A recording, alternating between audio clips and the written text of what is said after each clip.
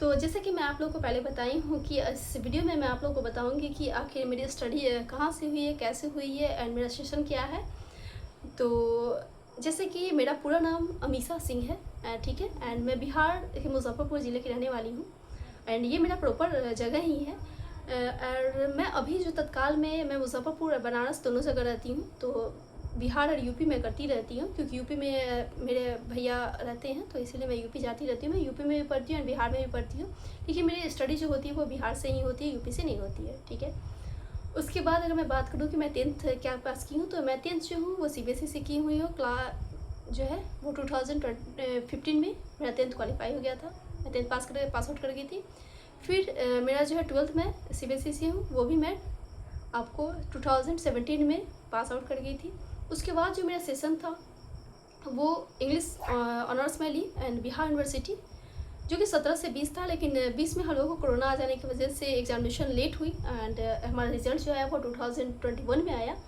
उसके बाद मैं अपना सेशन 1 साल में गैप की हूँ, उसका मैं कॉज बताऊँगी, लेकिन आगे वीडियो में बताऊँगी।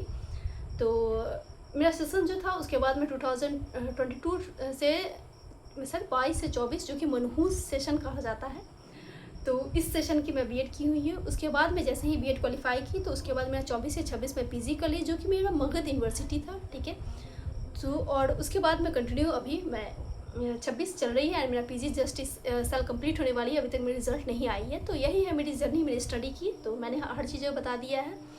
और बहुत सारे लोगों का एक क्वेश्चन ये भी आता है कि आपने 1 साल गैप क्यों किया। तो देखिए, इसकी एक स्टोरी तो मैं नहीं कर सकती एक्चुअली। फैमिली मेरी मम्मा की वजह से कर सकते हैं, क्योंकि अगर मैं बात करूँ तो मेरी मम्मा का जो है वो मोतियाबिंद हो गया था। उनको शुगर बहुत हाई रहता है, जैसे 400-500 शुगर रहती है, तो उन्हें मोतियाबिंद हो गया था एंड उनको सारी चीज़ें दिखना बंद हो गई थी।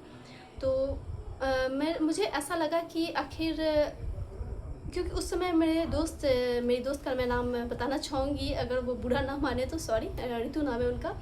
और उसने मुझे बहुत ही फोर्स किया था कि चलो बीएड कर लेते हैं, साथ में हम लोग ग्रेजुएशन किए हैं, बीएड कर लेते हैं, और कि मैं ही सब कुछ करवाऊँगी, तुम्हें बस एग्जामिनेशन एंट्रेंस टेस्ट देना है, उसके बाद मैं हर चीज़ एडमिशन करवा दूँगी, बाकी सारी चीज़ तुम्हें कभी नहीं जाने पड़ेगा, तुम्हें मम्मी को छोड़कर नहीं जाने पड़ेगा, क्लास में नहीं करनी पड़ेगी, कि प्लीज़ एडमिशन ले लो। लेकिन शायद मैं उस समय नहीं ली एंड आज ऋतु जो है वो टीचर है 9 to 10 की, पता ही में, एंड मैं अभी कुछ नहीं कर रही हूँ। तो एक इसे कह सकते हैं एक लक की बात होती है। तो शायद मेरा लक उस समय काम नहीं कर रहा था। तो मैं उस समय स्टडी के कंपेयर में अगर मैं बात करूँ तो अपने मैं फैमिली को प्रेफरेंस दी हूँ। और मेरी मम्मी, क्योंकि मेरी मम्मी का ऐसा हो गया था कि आमने सामने अगर कोई बैठकर बात भी कर रहा है तो वो दिखता नहीं था। तो यही सारी चीज़ें थी। और सब कोई मेरे, जैसे आप लोगों को पता है कि मेरे घर में सब कोई जॉब में है, तो हर कोई जॉब में रहने की वजह से मम्मी को कोई टाइम नहीं दे पाता था एंड मम्मी के पास कोई भी नहीं रहता था। तो मम्मी रोती थी अकेले में, तो मुझे भी बहुत बुरा लगता था। तो मैंने सोचा कि चलो यार, माँ है तो सब कुछ है, अगर माँ ही नहीं रहेगी तो मैं पढ़कर क्या करूँगी। तो इसलिए मैं खुद भी नहीं बोल पाई कि चलो मुझे बीएड में एडमिशन लेनी है या मुझे पीजी करनी है, मैं भी नहीं बोल पाई। और इस तरह जो है पूरा 1 साल मैं बर्बाद कर दी। 2021 से 2022 मैं नहीं कर पाई, 22 में मैं एडमिशन ली। तो 2021 मेरा इसलिए स्पॉइल हुआ था और कोई भी कॉज नहीं था। और उस समय की सिचुएशन में आपको मतलब बयान नहीं कर सकती कि सिचुएशन कैसा है। अगर आप लोग इमेजिन कीजिए तो एक माँ जो है वो 6-7 महीने से अपने बाल बच्चों का फेस नहीं देखी हो, उन्हें कुछ भी नहीं दिखता, वो दिन भर रोती हो, वो खाती पीती नहीं हो। कि हमारे घर में उस समय ऐसा सिचुएशन था कि लोग आज दिन में खा रहे हैं लेकिन रात में कल कोई खाए, रात में आज खाएगा या नहीं खाएगा, ये कहानी थी। तो एकदम सारे घर के मेंबर ऐसे हो गए थे कि देखने से कि यार लग रहा था कि कोई ज़िंदा ही नहीं रहेगा, क्योंकि जो भी मेन आदमी थे वही बीमार थे। एंड उस समय तक मेरी सिर्फ बड़ी दी की शादी हुई थी, मेरी छोटी दी की भी शादी नहीं हुई थी एंड मेरे भाई की भी शादी नहीं हुई थी। लेकिन मेरी मम्मी का कहना था कि नहीं, क्योंकि 600-700 था, तो डॉक्टर भी जवाब दे चुका था। मेरी मम्मी को इंसुलिन लग रही थी पिछले उस समय 2021 की बात कर रही हूँ, 6 महीने से इंसुलिन लग रही थी। तो डॉक्टर ने कह दिया था कि ये ज़्यादा दिन नहीं जिएंगी, 6 से 7 महीना हम लोग भी रख सकते हैं, इसके अलावा नहीं रख सकते, या तो अगर शुगर कंट्रोल करें, नहीं तो ये नहीं रहेंगी। तो मैं सबको क्या कहना था कि चलो सबकी शादी कर दी जाए, क्योंकि उस समय मेरे भाई जॉब में थे, मेरी दीदी भी जॉब में थी। मेरी दीदी उस समय आपको नवोदय में थी, छोटी दी, जो कि टीचर बनी अभी BPCTRE 3 में। वो पहले से नियोजित शिक्षक थी, फिर बीपीएससी टीआरई 3 में, तो उससे पहले वो नवोदय में टीचर थी, तो वो भी रही। तो उनकी भी शादी फिक्स्ड हो गई एंड मेरे भाई की भी शादी हो गई। लेकिन एकाएक एक टाइमिंग एक होता है कि एक लोगों का चेंज हो जाता है। तो उस समय मुझे याद है आज भी, वो छठ का दिन था, कार्तिक छठ का, शाम का घाट था। उस दिन मेरी मम्मी का ऑपरेशन हुआ था आँख का। मैं टोटली दिवाली भी हमारा इस तरह बीता कि हम लोग रो कर ही दिवाली बिताए थे। उस टाइम में 2021 का एक भयानक भव्य चीज़ें थी वो। और उसके बाद मेरी मम्मी, मैं अकेली इस यहाँ घर पे अकेली थी पूरे मुजफ्फरपुर में, एंड सारे लोग बनारस चले गए, यानी कि मेरी दीदी उदी सब कोई चले गए, बनारस से चले गए, क्योंकि मेरी मम्मी का आँख बनने वाला था। एंड मैं यहाँ इसलिए रह गई क्योंकि घर को देखना था एंड मोहल्ले में सारे लोग नहीं थे। तो मेरी मम्मी का आँख बना एंड सबसे पहले कॉल मुझे आया कि मम्मी का आँख बन गया एंड मम्मी को दिखना स्टार्ट हो गया। तो उसके बाद खुशी की लहर हम लोगों में झूमी एंड उसके बाद मेरी मम्मी सही हो गई।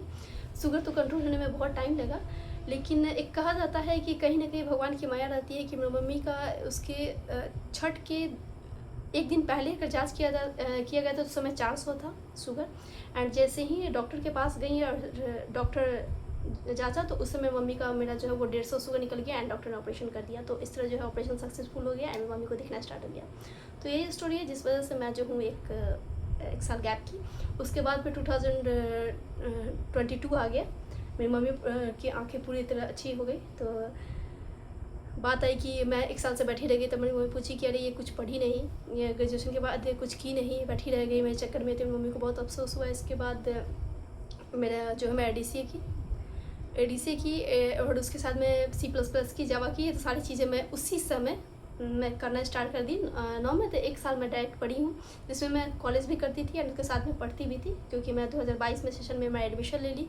और अगर हम लोगों को याद हो तो 22 में सब लोगों का एडमिशन जो है वो सितंबर में हुआ था, अगस्त में हुई थी एंड क्लासेस जो है वो सितंबर या अक्टूबर से स्टार्टेड हुई थी। तो मैं वो सारा दिसंबर तक क्लासेस करना स्टार्ट कर दी और इस तरह जो है मेरी जर्नी स्टार्ट हुई। उसके बाद बात आती है कि मेरी यूट्यूब चैनल मैं कब खोली। तो यूट्यूब चैनल मैं 2023 में खोली थी। ये एक मेरा शौकीन था, क्योंकि मैं ऐसे ही बैठी थी और मैंने कंप्यूटर सीखा था। तो न्यू एक हैबिट थी कि कंप्यूटर का वीडियो बनाना है, तो मैं कंप्यूटर के वीडियो बनाना स्टार्ट कर दी थी। लेकिन इसे स्टार्टिंग करने में जो है कुछ सारी चीज़ें 3 लोग थे, ठीक है, जिसमें बाद में चल के 1K जैसे ही मेरे 1K सब्सक्राइबर मेरे बहुत जल्दी हुए थे, बहुत ही जल्दी, 3 महीने में मेरा हो चुका था। तो उसके बाद मैं जो हूँ सारे लोग मुझे छोड़ दिए एंड अकेले मैं बच गई।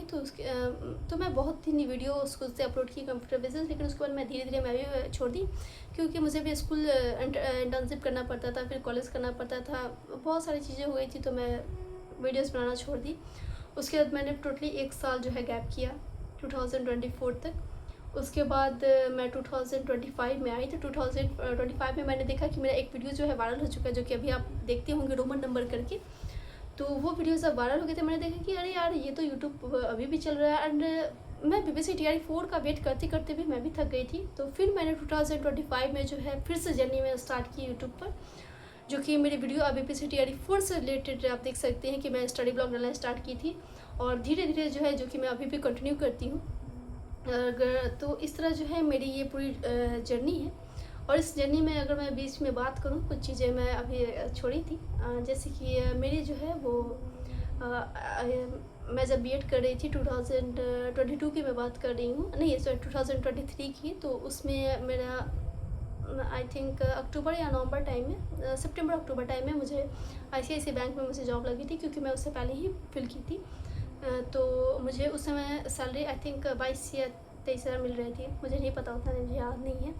तो मेरे फैमिली का कहना था कि आप जॉब मत कीजिए, क्योंकि अभी आपका पढ़ने का टाइमिंग है, दिस डेट है। तो मैंने छोड़ दिया। उसके बाद मेरे HDFC बैंक से भी मुझे आई, IDBI बैंक से भी आई। तो कोई भी मेरे फैमिली मेम्बर मुझे जॉब करने नहीं दिए, ये बोलकर कि आपको पढ़ना है एंड अगर आप जॉब करती हैं तो लोग हंसेंगे कि आपका परिवार में हर कोई जॉब कर रहा है, हर कोई अच्छा से कर रहा है, लेकिन फिर आपको किस चीज़ की कमी है। तो इस चक्कर में मैं उन लोगों की बात में आ गई। उसके बाद मैं 2024 में जब मैं ये की कंप्लीट की, तो उसके बाद मैं कुछ स्कूल है जिसका मैडम जैसे DPS हो गई, फिर आपको दून हो गई, आरपीएस हो गई, ये सब स्कूलों में मैंने डाला था ऑनलाइन ही सब चीज़ें, तो मुझे आया था कॉल। लेकिन फिर मेरी फैमिली का यही कहना था कि घर में छोटे छोटे बच्चे हो गए हैं और तुम अगर पढ़ने जाओगी तो फिर कैसे देखेगा, क्योंकि मम्मी देख नहीं पाती है, तुम्हें तो घर पे ही रहना है, लाइब्रेरी जाना है, ऐसे पढ़नी है। तो इस तरह से करके फिर मैं वो भी नहीं की। और इस चीज़ का अफसोस मुझे आज इतना होता है कि शायद अगर मैं उस समय बात लोगों का नहीं मानी रहती और खुद के लिए स्टैंड ली रहती, तो आज शायद मैं भी कुछ ना कुछ 25 से 26 हज़ार रुपये तो कमाती ही रहती। भले छोटे ही जॉब रहता, गवर्नमेंट जॉब नहीं रहता, लेकिन मुझे ऐसा लगता है कि प्राइवेट और गवर्नमेंट जॉब में कोई भी डिफरेंस नहीं बचा है। तो इसीलिए मैं आप लोग को सजेस्ट करती हूँ कि आप लोग फैमिली को देखिए, लेकिन इतना मत देखिए कि जितना मैं देखी हूँ। एंड उसका गिल्ट कहीं ना कहीं अब मुझे होता है। मुझे ये गिल्ट नहीं होता कि मैंने 1 साल नहीं पढ़ा, मुझे गिल्ट इस बात का होता है कि शायद मैं उस बैंक जॉब को कर लेती, क्योंकि उसी बैंक की जॉब को करके मेरे दोस्त लोग आज इतने अच्छे से घूमती है, फिरती है, या कुछ भी हो, अपनी लाइफ एंजॉय करती है। लेकिन आज मैं वही हूँ कि एक पैसे भी मांगने पड़ते हैं मुझे अपने परिवार से, या लाइब्रेरी फ़ी हो या बुक की फ़ी हो या पेन के लिए, कुछ के लिए भी मुझे अपने फैमिली पर डिपेंड रहना पड़ता है। तो यही सारी चीज़ें हो जाती है। एंड कभी कभी टाइम भी लोग इतने बिजी हो जाते हैं कि आपसे बात करने के लिए भी टाइम नहीं मिलता है। तो एक यूट्यूब ही मेरे लिए सहारा है कि मैं इसमें अपना टाइम स्पेंड कर लेती हूँ। तो इसलिए मैं कहती हूँ कि हर हंसते हुए चेहरे के पीछे जो है वो लोग हंसते ही नहीं रहते हैं, बहुत सारी चीज़ें हो जाती है। और ऐसा नहीं है कि ये मेरे साथ ही होता होगा, बहुत सारे स्टूडेंट ऐसे होंगे जिनके साथ ही ऐसा हुआ होगा। लेकिन लाइफ में मैं ये कहूँगी कि आपको अगर कोई भी, या प्राइवेट हो या गवर्नमेंट जॉब हो, आपको अगर पहला कोई भी जॉब लगता है तो उसे ज़रूर अचीव कीजिएगा, उसे ज़रूर कीजिएगा। चाहे आप 1 ही महीने करें, 2 ही महीने करें, लेकिन ज़रूर कीजिएगा। क्योंकि पहला जो भी मिलता रहता है वो लक से मिलता है, और उस लक को अगर आप ठुकरा देते हैं तो उसके बाद लक आपको ठुकराना स्टार्ट कर देगा। तो आज मुझे लगता है कि यही चीज़ें मेरे साथ हो गई है कि मैंने उसे ठुकराया परी फैमिली के लिए। एंड आज मुझे लगता है कि लक मुझे ठुकरा रही है सबके लिए। तो इसीलिए, और देखिए कि मुझे स्ट्रगल कितना लंबा है मुझे नहीं पता। एंड अगर मैं बात करूँ तो मुझे कभी भी शौक नहीं था कि मैं गवर्नमेंट जॉब करूँ। मुझे स्टार्टिंग से प्राइवेट जॉब में ही बहुत अच्छा लगता था, क्योंकि मुझे प्राइवेट जॉब वाले लोगों का स्टाइल मुझे ज़्यादा काफ़ी अच्छा लगता था गवर्नमेंट जॉब के कंपेयर में। लेकिन मेरे घर में एक रूल्स चल गया था कि सबको गवर्नमेंट जॉब करनी है, गवर्नमेंट जॉब करनी है। तो इसी बीच में मुझे एक नेह कहते हैं कि गेहूं के बीच में घुन पिसता है, तो वही वाली कहानी मैं हो गई कि मुझे पिसा ही जा रहा है। एंड मैं अभी तक पिसा ही रही हूँ। एंड मुझे लगता है कि लाइफ में मैं अब कुछ नहीं कर पाऊँगी।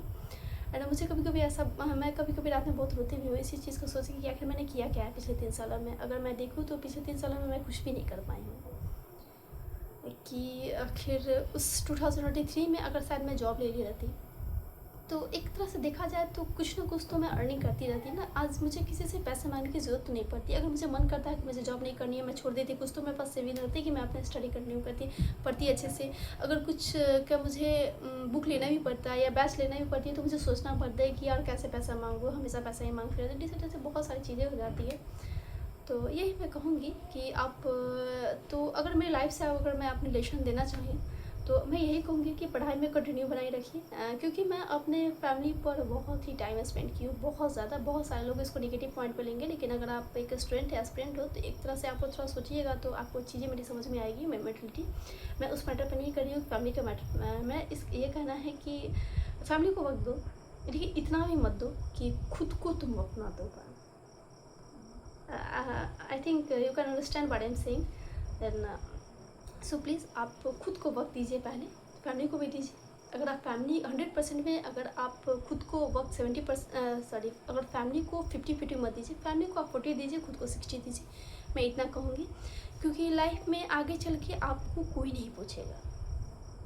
मैं रियलिटी कह रही हूँ, अगर बहुत सारे लोगों को बुरा भी लग सकता है, लेकिन मैं रियलिटी कह रही हूँ कि लाइफ में अगर आप आगे चलते हैं तो आपको कोई नहीं पूछेगा। कुछ अभी लोग पूछेंगे आपको, लेकिन एक स्टेज आएगा जहाँ पर आपको खुद अपनी गलती फील होगी कि आखिर मैंने जिस लोगों को टाइम दिया वो लोग आपको उस मेन, जब आप, आई थिंक जब आप प्रॉब्लम में है तो आपको लोग टाइम नहीं दे पाएंगे। क्यों? क्योंकि वो लोग जॉब में रहेंगे एंड आप बैठे रहेंगे। एंड ये मेंटलिटी हो जाती है। एंड ये जैसे जैसे सोचना आप स्टार्ट कीजिएगा तो यू फील कि आप डिप्रेशन में जा रहे हैं। तो इस डिप्रेशन में नहीं जाना है। मैं इसलिए कर रही हूँ कि आप खुद को वक्त दीजिए एंड स्टडी को जो है कंटिन्यू बनाए रखिए। चाहे फैमिली में कुछ भी हो जाए, आप अपनी स्टडी कंटिन्यू करते रहिए। मम्मी पापा की बात अलग है, सबकी बात अलग है, ठीक है। मम्मी पापा को आप अलग लेकर चलिएगा, तो इसलिए मैं कहूँगी कि कंटिन्यू स्टडी को रखिएगा। और इस तरह जो है मैं अपने हर एक स्टोरी बयां की हूँ जो लोगों से छुपी रहती है, लोगों को हंसते हुए चेहरे के पीछे दिखती नहीं है, तो इसीलिए मैं आपको बता रही हूँ। और इस तरह जो है मेरी वीडियो आपको ख़त्म होती है। अगर मेरी वीडियो अच्छी लगी हो तो प्लीज़ मेरी वीडियो को लाइक कीजिएगा, एंड आप लोग ज़रूर कमेंट में बताइए कि आपने मेरी इस वीडियो के स्टोरी से क्या समझा, एंड कि आपने क्या सीखा कि आखिर लाइफ में क्या करनी चाहिए, क्या नहीं करनी चाहिए। तो मिलते हैं नेक्स्ट वीडियो में, तब तक के लिए बाय बाय।